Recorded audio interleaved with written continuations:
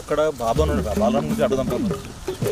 Helmet బాబా, photo ఉన్న వ్యక్తి మాకు దొరుకుతాడు బాబా. ఓహో వీడారా, దీని పేరు బలరాం.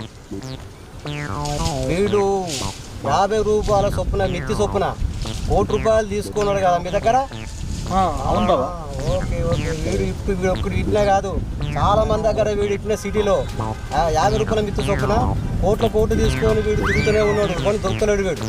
మీరు తూర్పు దిక్కు పోండి, దొరుకుతాడు వాడిని బాబా.